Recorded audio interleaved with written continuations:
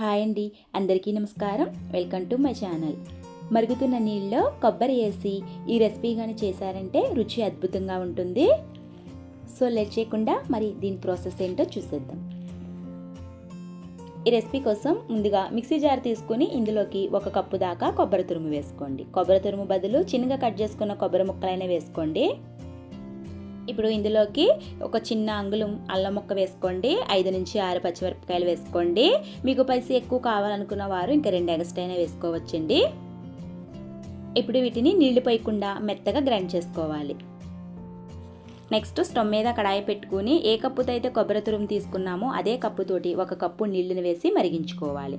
మరుగుతున్న నీళ్ళలోకి 1/2 teaspoon salt, 1/2 teaspoon జీలకర్ర వేసుకోండి.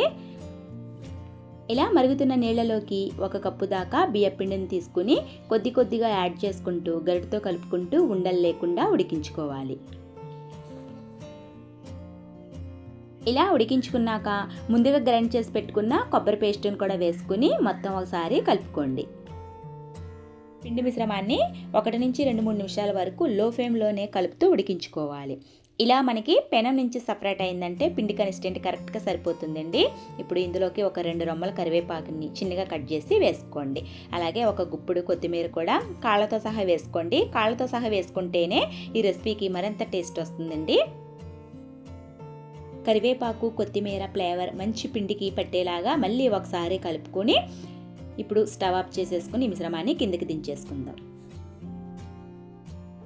ఇప్పుడు ఈ పిండి మిశ్రమాన్ని ఒక ప్లేట్లోకి వేసుకుని చల్లారనిద్దామండి. వేడిగా ఉంటే చేతితో తాకలేం కాబట్టి కొద్దిగా చల్లారిన తర్వాత ఈ పిండినంతా మళ్ళీ ఒకసారి కలుపుకోండి.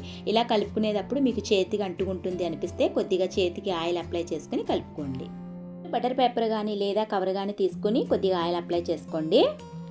కలిపి పెట్టుకున్న పిండిలో నుంచి కొద్దిగా పిండిని తీసుకుని చేతితో రోల్ చేసుకుంటూ గారెల మాదిరిలాగా ఒత్తుకోవాలండి.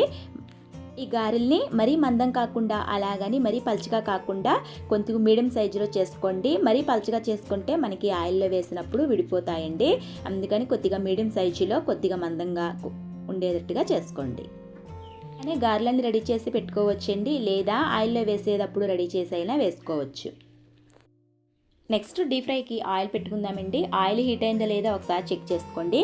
బాగా హీట్ అయిన తర్వాత రెడీ చేసుకున్న గారెల్ని ఒక్కొక్కటిగా ఆయిల్లో వేసుకోండి. ఎన్ని గారెలు అయితే పడతాయి అన్నీ వేసుకోండి. విరిగ్గా వేసుకుంటే విడిపోయే అవకాశం ఉంటుంది. అలాగని వేసిన వెంటనే గరిటెతో తిప్పొద్దండి. కొద్దిగా ఫ్రై అయిన తర్వాత అప్పుడు తిప్పండి, లేకపోతే విడిపోయే అవకాశం ఎక్కువ ఉంటుంది. వీటిని ఫ్రై చేసుకునేటప్పుడు ఆయిల్ ఎక్కువ హీట్ కానీ తక్కువ హీట్గా కాకుండా మోటరేట్ హీట్లో పెట్టుకుని ఫ్రై చేసుకోండి. అప్పుడే పైన క్రిస్పీగా లోన సాఫ్ట్గా కరకరలాడుతూ వస్తాయండి గారెలు. ఒకవైపు మంచి కలర్ వచ్చాక గరిటెతో రెండో వైపు కూడా తిప్పుకుని 2 వైపులో కూడా మంచి గోల్డెన్ కలర్ వచ్చే వరకు ఫ్రై చేసుకోవాలి. ఇలా మంచి కలర్ వచ్చాక తీసుకుని టిష్యూ పేపర్ మీద వేసుకోండి. అంతేనండి, ఎంతో టేస్టీ అయిన కరకరలాడే కొబ్బరి గారెలు రెడీ అయినట్టే. వీటిని వేడివేడిగా సర్వ్ చేసుకుని కొబ్బరి చట్నీ కానీ పల్లి చట్నీ కానీ టమాటో చట్నీ కానీ ఏ చట్నీతో తిన్నా టేస్ట్ అయితే చాలా బాగుంటుందండి. తప్పకుండా ట్రై చేయండి. మనం మినపప్పుతో వేసే గారెల కన్నా ఈ గారెలు చాలా టేస్టీగా ఉంటాయి. అలాగే మిగిలిన పిండి కూడా గారెల కింద ఒత్తుకుని ఆయిల్లో వేసుకుని ఫ్రై చేసుకోవడమే. అంతేనండి, ఎన్నో పోషకాలున్న కరకరలాడే కొబ్బరి గారెలు రెడీ అయినట్టే. ఓకే ఫ్రెండ్స్, మరి ఈ రెసిపీని మీరు కూడా ఇంట్లో ట్రై చేసి మీకు ఎలా కుదిరిందో, టేస్ట్ ఎలా ఉందో కామెంట్ సెక్షన్లో కామెంట్ చేయండి. ఈ రెసిపీ మీకు నచ్చినట్లయితే ఈ వీడియోని మీ బంధువులకి స్నేహితులకి షేర్ చేయండి. మరిన్ని హెల్దీ అండ్ టేస్టీ అయిన రెసిపీస్ కోసం నా ఛానల్ సబ్స్క్రైబ్ చేసుకోండి, లైక్ ఇవ్వండి.